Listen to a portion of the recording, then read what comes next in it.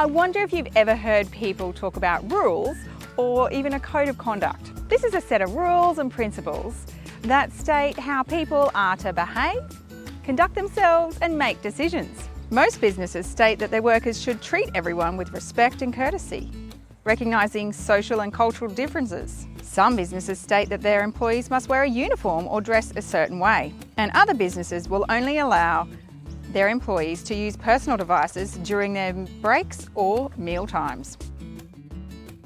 Having a set of rules or a code means that businesses can ensure that everyone is living by the same standard of behaviour. It's a bit like wearing a team jersey. When you're part of a team, you play by the team's rules. And when you're part of a class or a school or a company, you agree to that code of conduct, that set of rules to live and act by. In Leviticus chapter 19, God gave his people a code of conduct.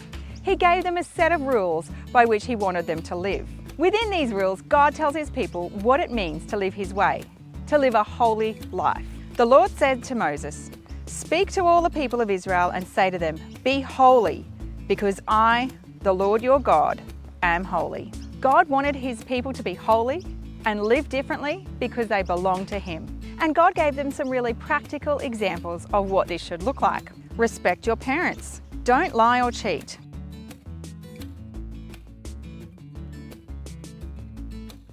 Be fair to others.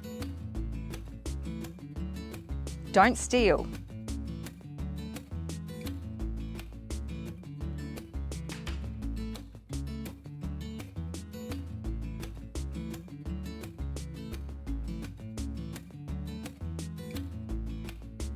Be kind to people who need help. God wants his people to do what's right, not just sometimes, but every day. God wants us to look more like him, and not just when we feel like it or when someone else is watching, but all the time. And one of the things God tells his people is to love your neighbour as yourself. If you're thinking this sounds familiar, you're not wrong. Jesus said the same thing years later. God's plan has always been about love, loving God and loving others.